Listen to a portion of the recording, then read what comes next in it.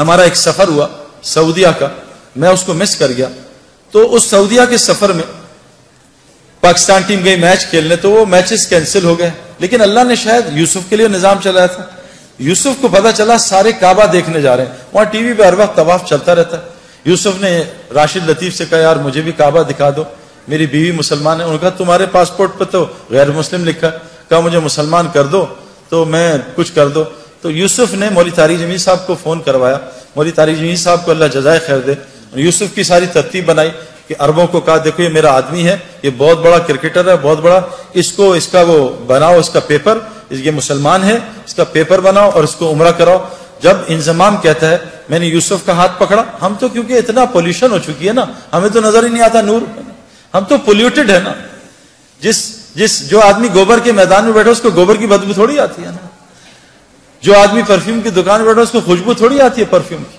گاڑی میں بیٹھے گیلی گاڑی ہے بدبو آ رہی ہے، 5 منٹ بیٹھے گاڑی کی بدبو ختم ہو جاتی ہے. ہم اتنا ظلم دیکھ رہے ہیں، ہم اتنا آنکھوں سے حرام دیکھ رہے ہیں، ہمیں کچھ نظام نظر ہی نہیں آتا کہ اللہ کا نظام کیسے چل رہا ہے، رزق کیسے ملتا ہے، یہ بیماریاں کیوں آ رہی ہیں، یہ پریشانیاں کیوں آ رہی ہیں. ہم تو سمجھ رہے ہیں سیکیورٹی مسئلہ ہے، ہم تو سمجھ رہے ہیں حکومت والے خراب ہیں. غلط، بکواس،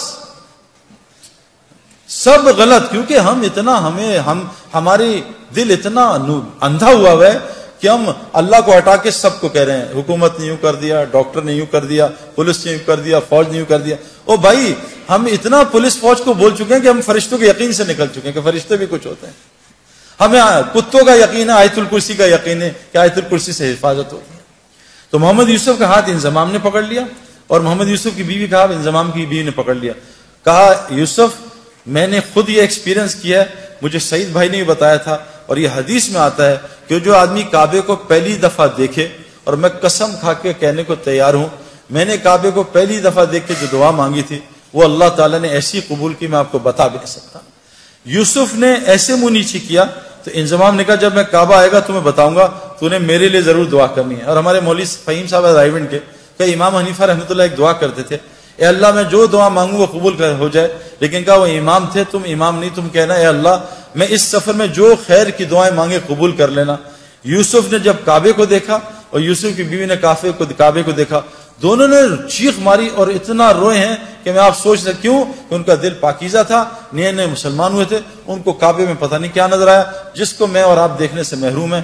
واپس آئے یوسف نے کہا آج کے بعد ایسی کی تیسی، میری کرکٹ جائے جان جائے جو مرضی ہو، میں کلمہ اناؤنس کروں گا. عبد الوہاب صاحب حاجی سے مشورہ کیا حاجی صاحب سے، حاجی صاحب نے کہا اعلان کر دے.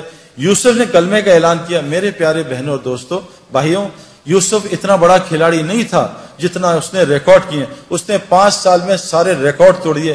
بریڈ مین دنیا کا بہترین کھلاڑی، اس کا ایک ریکارڈ توڑا، 2 شاید. ویب ریچرڈ جو میرا فیوریٹ کھلاڑی تھا اس کا بھی ریکارڈ توڑا. اتنے 5 سال میں ریکارڈ توڑ دیے کہ ہم حیران پریشان رہے. میں آپ کو صرف یہ سمجھانا چاہتا ہوں دین میں لگنے سے دنیا کہیں نہیں جاتی. جو دنیا اللہ دیں گے آپ کے خوابوں میں نہیں ہے. یہ ظالم باطل ہمیں دھوکہ دے رہا ہے. میں اس دھوکے سے ایک ڈبکی مار کے آ رہا ہوں اور آپ کو بتا رہا ہوں مت اس دھوکے میں پڑو، نکل آؤ دھوکے سے. یہ دنیا چند سیکنڈوں کا مزہ ہے. یہ لڑکی پہ نظر پڑی چند منٹ کا مزہ، اس کے بعد دماغ خراب، دل خراب، پریشانی، اریٹیشن، چند سیکنڈوں کا مزہ ہے. میں نے نیا موبائل لیا، یہ 5 چل رہا ہے نا، آج کل 7 آیا ہوا ہے.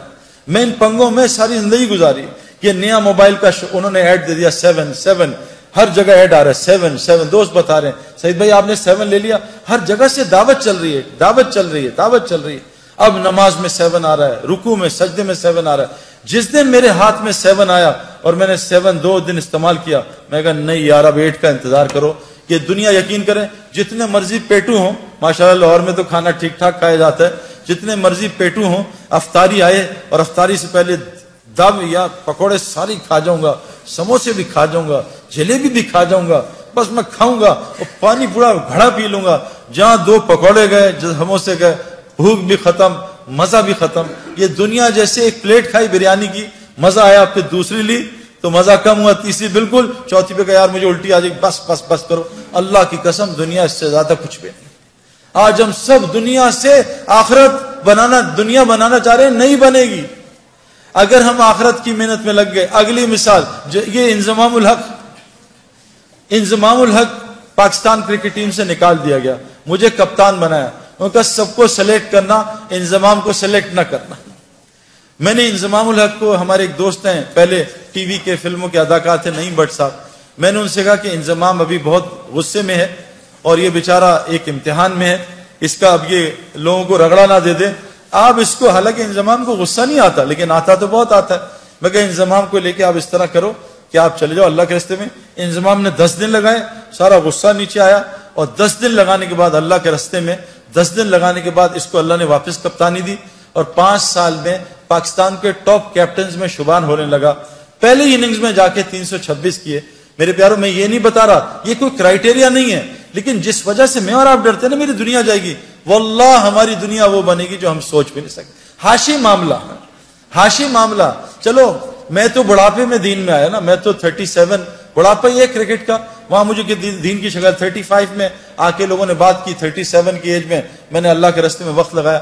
میں 35 کرکٹ کا بڑھاپا ہے، سپورٹس کا بڑھاپا ہے۔ حاشی معاملہ ایک ٹین ایجر، اس کو ساؤتھ افریکنز نے کہا ہم تمہیں کرکٹ کھلائیں گے، تمہیں اتنے $1 ملین رینٹ دیں گے، تمہیں یہ دیں گے، تمہاری یہ لائف ہوگی، تم نے بس ایک شراب کا اسٹیکر لگانا ہے۔ اس نے کہا لعنت بھیجتا ہوں کرکٹ پہ، میں اللہ رسول کا حکم نہیں توڑ سکتا۔ آج حاشی معاملہ ساؤتھ افریکن کا موسٹ ریسپیکٹو سٹیزن بنا ہوا، کیوں؟ یہ کیا ذلیل ہو رہا ہے حاشی معاملہ؟ میں 40 دن گیا جماعت میں، 2 مہینے بلکہ، ساؤتھ افریقہ، کچھ دوستوں کے ساتھ جماعت میں ہم گئے۔ جب مجھے ڈربن میں انویٹیشن انہوں نے دیا کہ آ کے یہاں بات کو اسٹیڈیم میں، اس کی ٹیم کے کھلاڑی بھی تھے اور مختلف قسم کے وہ اسکوررز اور کامنٹیٹرز۔ ہاشم عاملہ بھی وہاں جہاز سے اترتے ہی میرے پاس پہنچ گیا، حالانکہ لمبے سفر سے تھا۔ اسے کسی نے بتایا سعید بھائی جو ہے، سعید انور جو ہے وہ ڈربن اسٹیڈیم میں اسپیچ کر رہے ہیں، جنید جمشید مروم اور ہم ساتھ تھے جماعت میں، تو ہمارے ساتھ میری آ کے بات سنی۔ میں نے اس کے کھلاڑیوں سے پوچھا کہ ہاشم کا کیا اثر ہے تم پہ؟ یہ تم سے اسلام کی بات کرتا ہے؟ کہا آج تک اس نے اسلام کی بات نہیں کی۔ میں کہا پھر اس کا کیا اثر ہے؟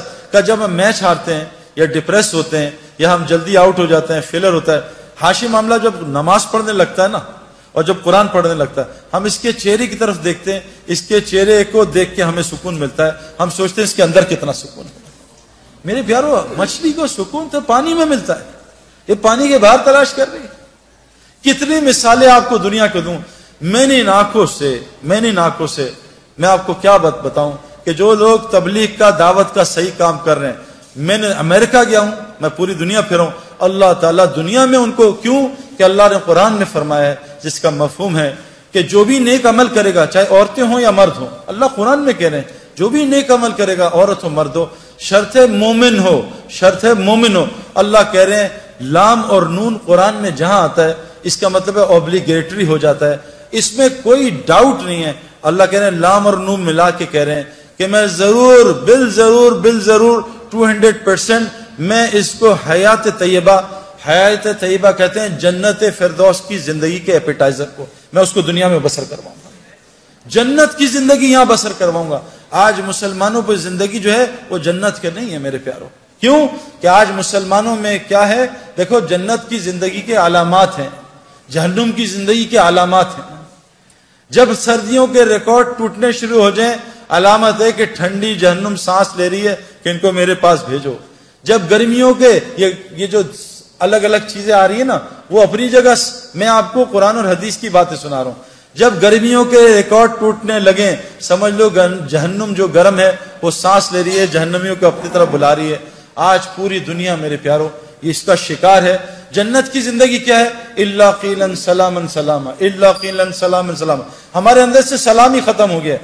جہاں سلام سلام سلام ہو یہ جنت کا ماحول ہے، جہاں گالم گلوچ غیبت جھوٹ بد نظری یہ جہنم کا ماحول ہے، جہاں تو میں لڑائیاں، جہنم میں یہی ہوگا، تو نے مروا دیا، تیری وجہ سے ہوا، تیری وجہ سے میں فیل ہو گیا، تیری وجہ سے کاروبار میں نقصان ہو گیا۔ یہ جہنم کی علامات ہیں۔